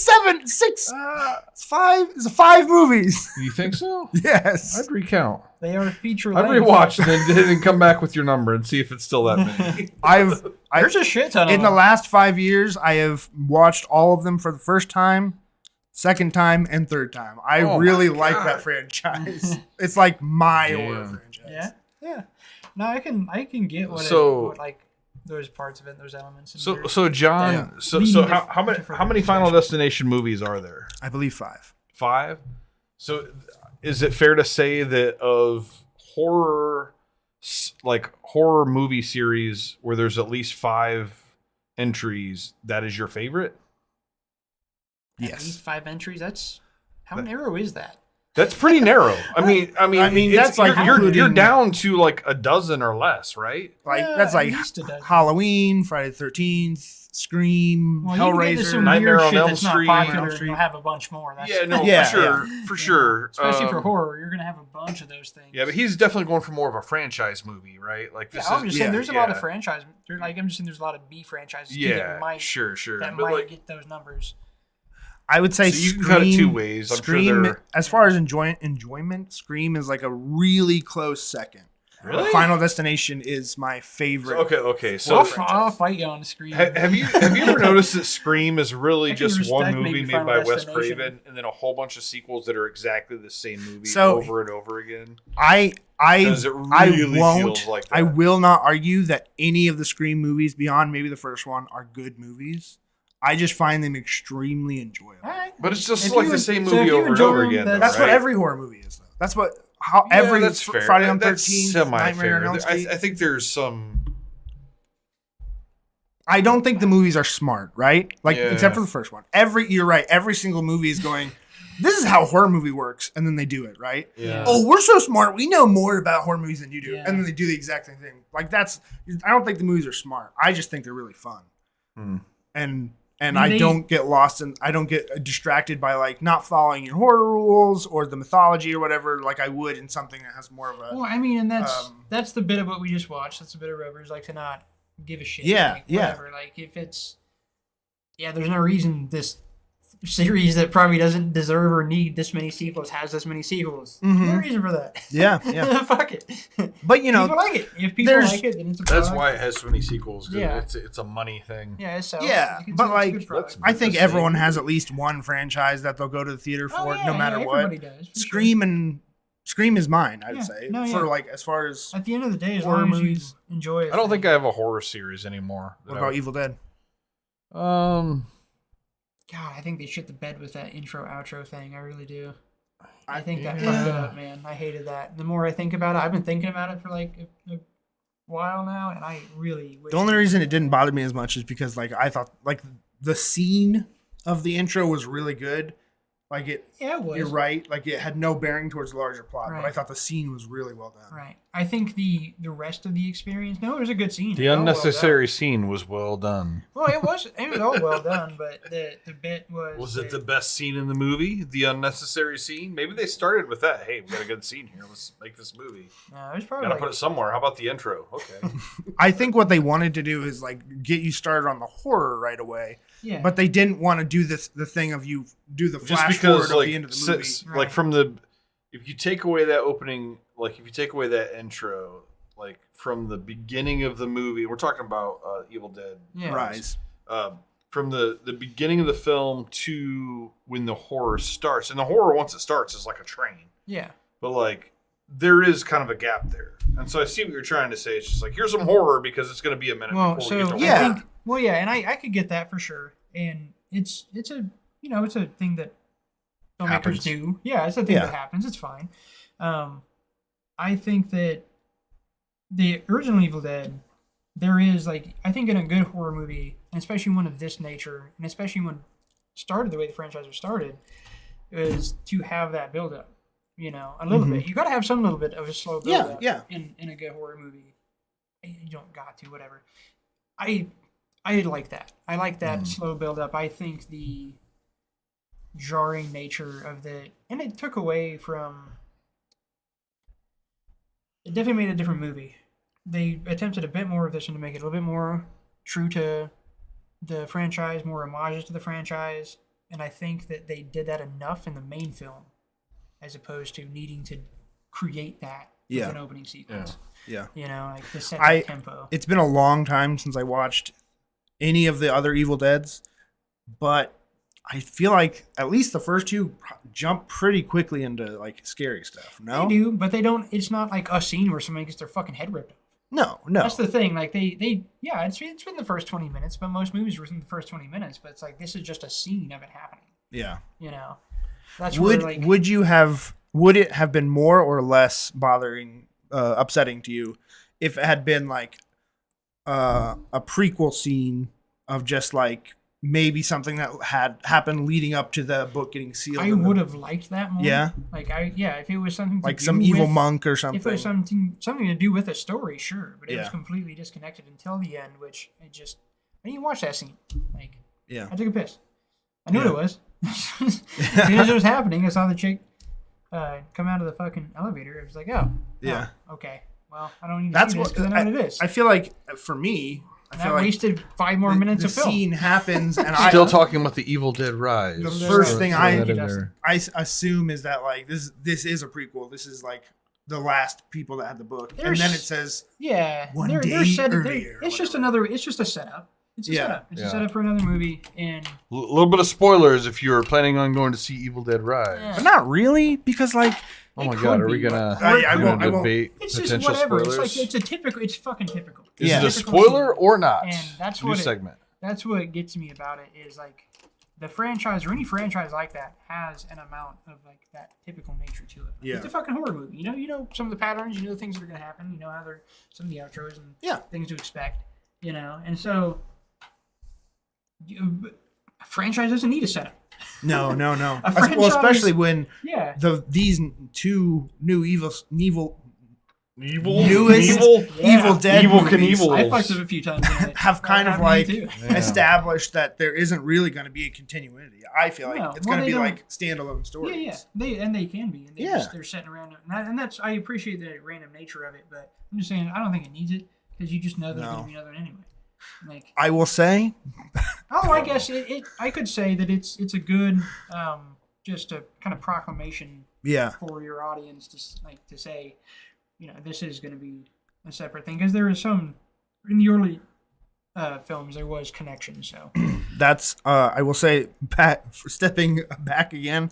That is something I love about both of the Scream and Final Destination franchise is that they're set up in such a way that they don't really need to have a setup for a sequel or an explanation for why there is a sequel. At a certain point, I think that's fun. You never actually have to care in a movie. At a certain point, you definitely don't need to care once you've done the thing so many times. And like at the end of the day, a lot of these things are so like Evil Dead is fucking demon possession. Yeah. And then you have like the tangible thing in the book, but again, it's horror. It's pseudo. Like you just write something else. Yeah. Like you can write another object. I mean, they literally did. They added the vinyl. The vinyl wasn't in the original, right? Yeah, no. And so it's added just a new feature. It's just about this demon possession that has existed on Earth. So it could happen anywhere, in any situation, any setting. So they don't. Yeah, none of these things really need. The ones that aren't specifically character driven don't really need a setup. I would say. Yeah. I think we all really know why they made the movie, though. Do we? No reason. There is no, and that's no reason for anything. No reason for anything. All right, so we come full circle. But no reason. No. So, John, why did you choose rubber? No reason? Oh, very specific reasons. Oh, okay. And that's one of the reasons that the movie not is on flavor. Yeah, one of the things about the movie is that it's about making, appreciating the no reason. Like that's the reason for it. Appreciating no reason. Yeah, just getting a broader scope on the experience that it is. Yeah. And finding ways to enjoy it, too. But I think it's important. I had waffled with some other picks that I would have made that I still am going to pick at some point for sure. But I felt like I just had to get this thing out of the way because for my perspective on film and art. This is just like the anything. This was your first pick, by the way. We're new. Yeah, this was my first. We're pick. still learning. Yeah, my first pick. So I'm sure I failed a degree on some of the delivery, and that is what it is. Yeah. But I think it's an important film for anybody that enjoys film, and it's just pure, man. It's pure art. It's fucking intelligent. It's meaningful. It's well done. It's simple. Yeah. It's simple. But it's very well done for what it is. It's very, very solid work, And it's just a treat, man. Like, it's fun. Like, if you give it a chance, it's a fun fucking film. Yeah. So your final verdict is fuck, this movie is a treat. Yeah, And fuck, it's this fun. movie is a treat. It's awesome, dude. I mean, I could barely contain myself watching it. It's fucking Yeah. thing. I love the thing, dude. Yeah. I love this movie. You were giddy. I love this movie, man. When it's a film that I enjoy, I cannot react, man, because it's awesome. Art's great, and film is one of the most important forms of art, I think, that we've crafted. All right. Film is the people's art.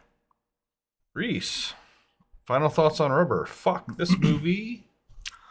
Fuck, this movie has a lot to say. I think it's a great movie. I think I'm just 100% about and behind all of its messages and metaphors and symbols. The fucking it's a call to arms. I mean, that last scene, man, rolling up on Hollywood with an army of tires with psychokinetic powers that actively are going to murder everyone. Like, yeah.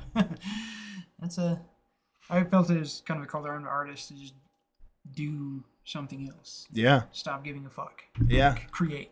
Just create anything you want. Yeah. I think it's especially with the Hollywood ending. I feel like it's also like just filmmakers, even on a bigger level. I feel like than like actual directors or writers. I feel like it's executives and producers and stuff. Yeah, for like sure. when The they whole, hit culture, they kill literally industry. They kill the audience and say, okay, now we can stop making the movie. Yeah, and that's just like the death of art. You know. Yeah. Right. Yeah, art's the older our species gets, the more art slips into other things. So my takeaway was that fuck, this movie is a comedy, and I was not expecting that. And it's hilarious. I thought that above all, it was a comedy more than it was a horror film. And I thought it was both. It was a horror film. Basically, I think it was comedy, maybe like a modern day take off of like an original Evil Dead or something that was trying to be like goofy but scary at the same time, Right. Yeah. and comes off as a little bit more of a comedy. It definitely had some of that charm. So I guess I would say fuck, this movie was charming. Yeah, it has a lot of charm. Charm is a good word for it. I think sure. that's the best word I could use to describe it, is charming. Yeah. At the end of the day, it is a horror comedy for sure. I mean, it has the horror setup and the characters, and I guess that's what I was saying. It's a film with a lot of layers to it. Yeah. You can take a lot from the movie. You can enjoy it in a lot of different ways. It's good stuff. I was listening to an interview. This was a while ago, but I heard an interview with Jordan Peele. This was actually before he made Get Out. Mm-hmm. So like he was just off of like his comedy show and stuff.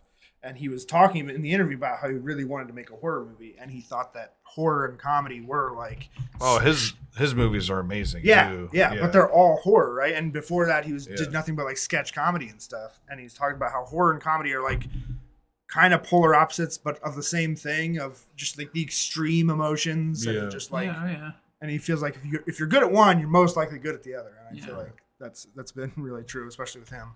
Yeah, he has a good way of like not really trying to separate the two. Yeah. Also, I mean, a lot of my still feels organic. A lot of my favorite horror films are definitely comedies. Yeah, for sure. Yeah, for sure. No, I think it's just an interesting psychological exercise to experience both things at the same time. You know.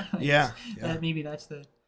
I mean, there are serious films, and then there are not serious films. Yeah. And if you're not a serious film, then I think that you shouldn't take yourself too seriously. You know, like that's. Yeah.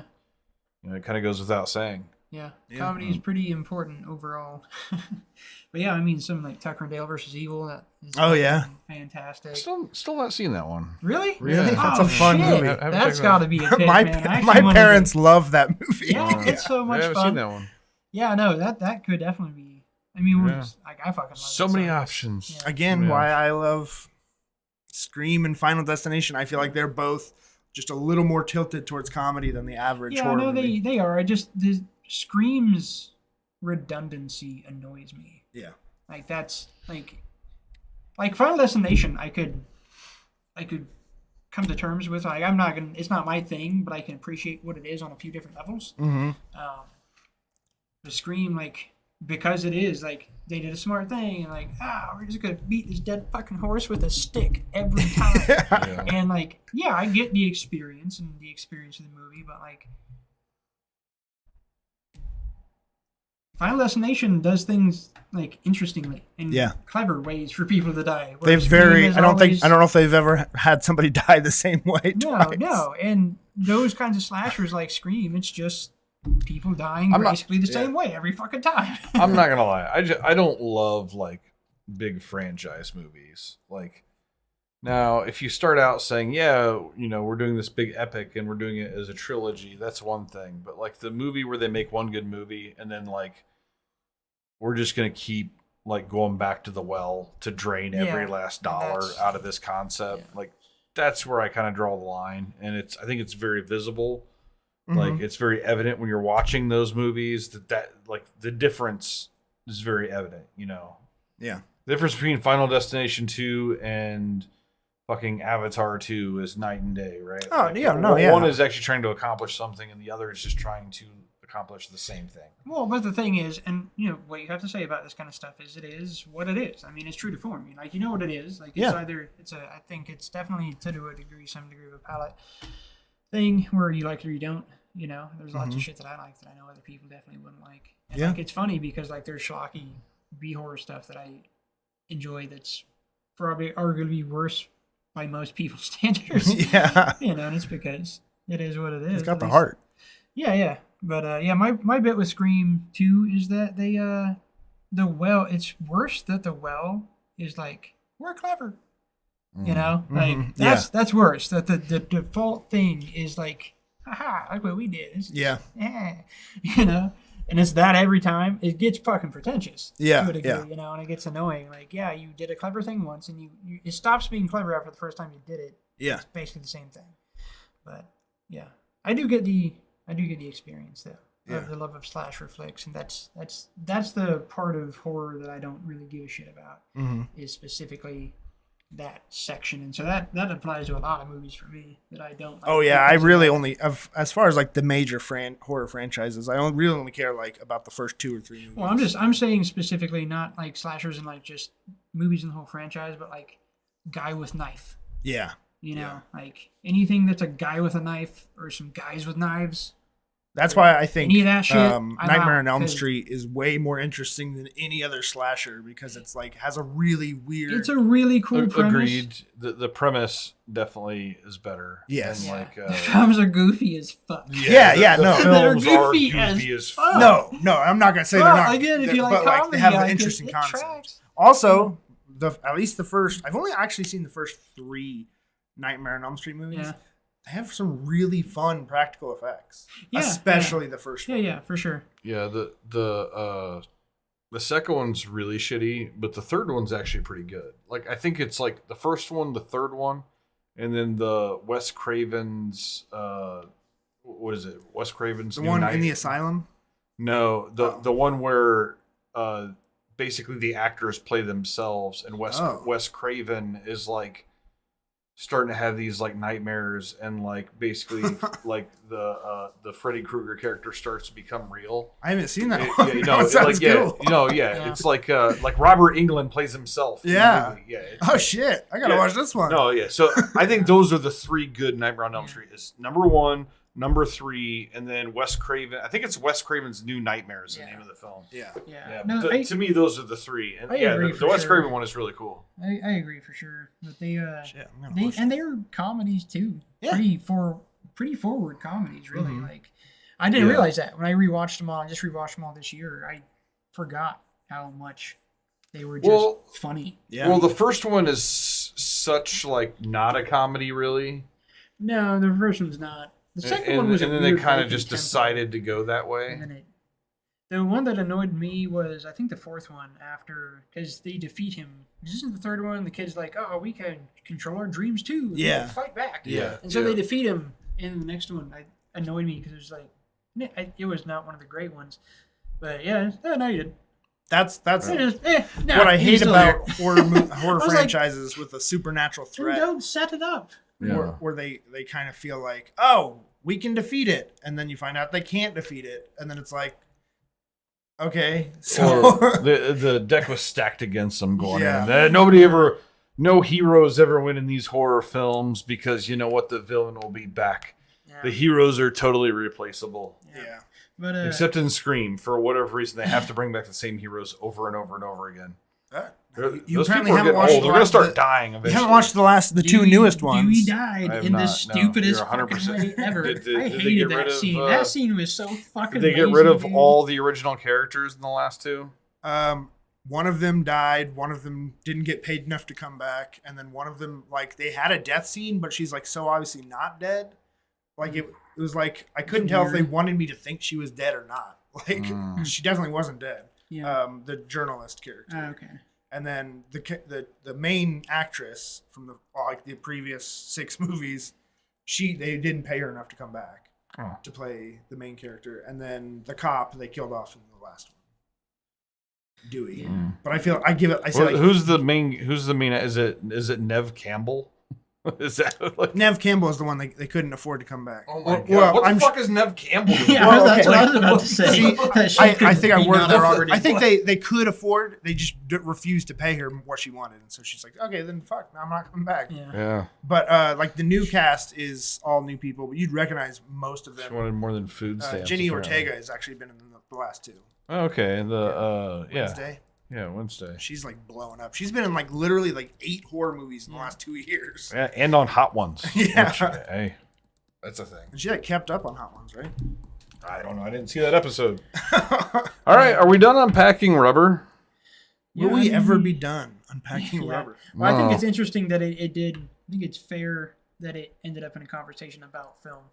You know? Yeah. We got a little off topic, but it is the film that we're talking about. Yeah. It is about film, so why not get off topic? If you don't want to get off topic, like don't But, pick an interesting movie. I don't No, know. it was I think that we said about everything that should be said. It's it can be a little off-putting when it's hard to describe to people, and people always have the same response when you describe it to them. You tell them about a tire murdering people, they're like, "That's weird." You never know if they're actually going to give it a chance. Some people are like, yeah, it's kind of funny. Like, it might be great, but yeah, you never know. Mm-hmm. So, but I do think it was funny that you think of you tell somebody, yeah, it's about a tire that murders people. The first thought is like it's running over things. Yeah.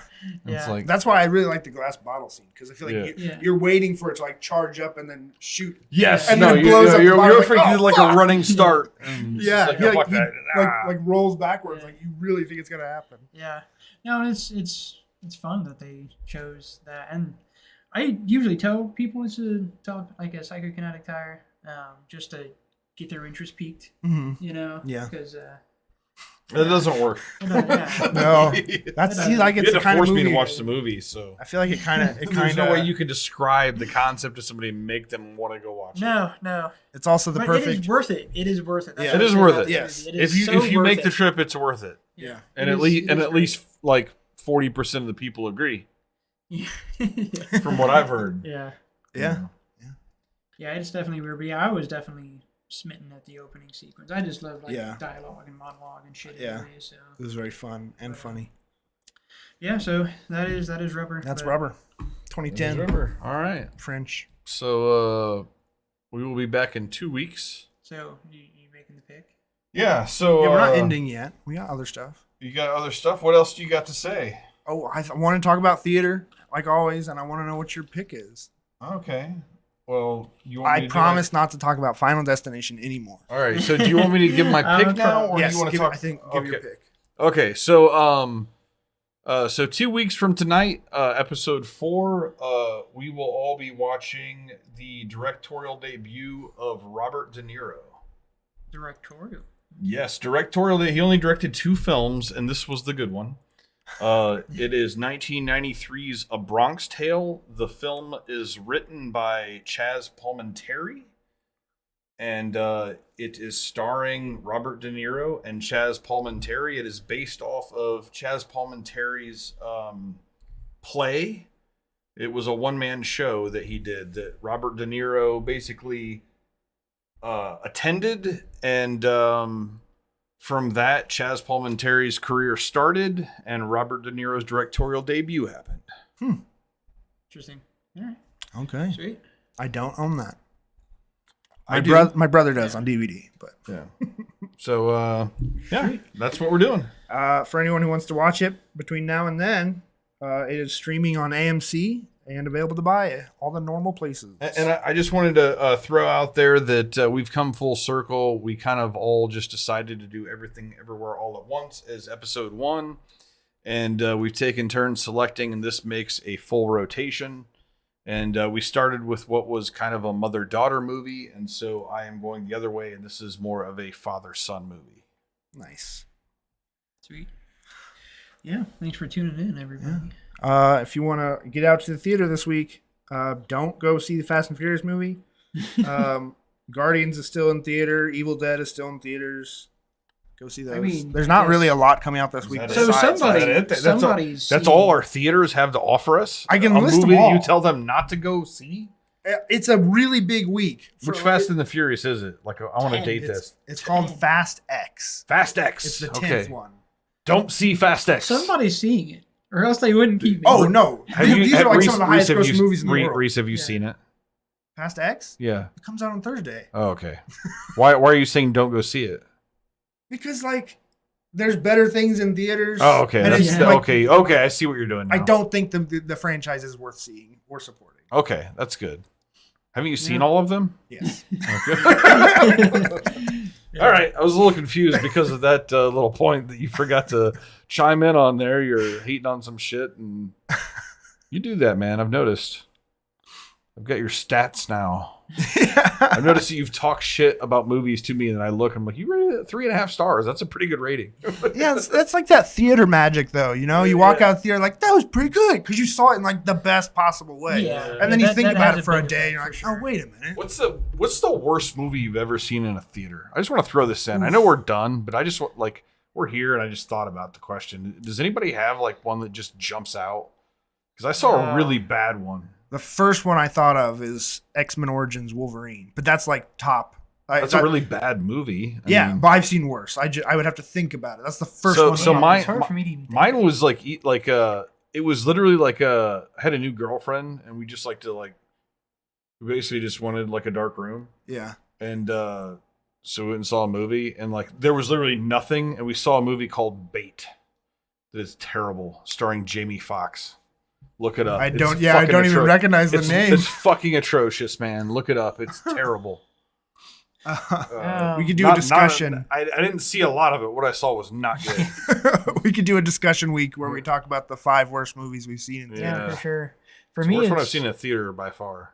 I have not even. I know there's a really bad theater experience that I have, but like I can't think of anything. I know there's something there that I can't think of that I would really like to say, but recently the worst just movie I've seen, and the most disappointing thing was seeing that fucking alligator Crawl? No. Yeah, Crawl. Yeah, Crawl. Yeah, Crawl. I saw a dude that made Evil Dead's name attached to it. Sam Raimi. Yeah, I saw Raimi's name attached to it, and I thought he was directing. I didn't really like look into it. It was just like, yeah, I saw his name on it. It was just kind of a fleeting pic with a wife one night, and yeah, it was fucking shitty. It was terrible. Yeah. It was just annoying that I went to go see it. Even like I wouldn't have seen it if I would have known what it was. I would have just walked away. But then I got committed. Yeah. So yeah, that was the worst experience because I committed to a shitty movie. I'm just like, fuck. Yeah. Because at least you always want to finish the movie. Yeah, I never. like, I never walked out of honestly, theater, but because it was just generic as shit. Yeah. You never walk out on a movie? I never have, and I never will, unless obviously if I get a call. And I don't know if I would trouble. really. Maybe I wouldn't have. Like movie going experiences are great. I also saw the Blair Witch Project. Oh, that had to be terrible. I saw that in the theater. Ugh. Yeah, and there is a. I don't understand why anyone. There is a what is it? There's a Family Guy. Okay. And like it's stupid. Yeah, I can attest to this. There's a Family Guy episode where they do like one of their flashback scenes, and like Brian the dog is like in the theater watching the Blair Witch Project, and he's describing it, and he's just like, nothing is happening. They're talking about a witch or something. Nothing is happening. Nothing is happening. It's over.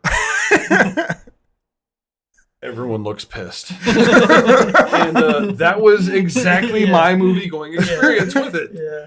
Oh, but people imagine. talk about that like it was like a universally beloved movie, and I don't know anybody that likes that. I think it was a piece of shit. I watched it like in 2018, so it like was the magic internet. was gone. They tried to market they shot a movie in their backyard basically with like nothing, with like a phone. Yeah, they're trying to market it with a shtick. And then they tried to do this terrible. online thing, making people think that it was real and that it was actually it all went into the marketing where people went seeing that movie actually believing that this was just some recovered footage.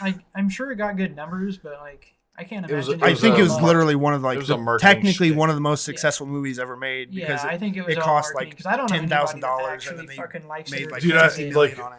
I don't know if the 10,000 is like their property taxes or. I mean, that includes marketing and shit. Yeah. That was probably it. Yeah, it was all marketing. Yeah, it was. I don't get it either. They found footage is hard to really. Yeah. It's a hard thing to pull off. But. Yeah. All right, so that was the episode. Yeah, that's gonna do it. Yeah. So we will be back 2 weeks from tonight with Bronx Tale. Yeah, I'm looking forward to that. I like New York movies. Yeah. This is the setting. I like the. Yeah, this is a good one. Don't just let yourself go into it empty if you haven't. Have you not seen the movie? No. Have you seen the movie? All right. Okay, so 2 guys not seen the movie. It's gonna be a good time. Yeah, I'm excited. All right. So that's gonna do it for Rubber and other fuckery. Yeah, feel free to let us know what you guys think of this thing that we're doing, and let us know what you thought of the movie. Yeah. Or don't. It's fine. Yeah. And we'll see you in 2 weeks. Bye. Peace out.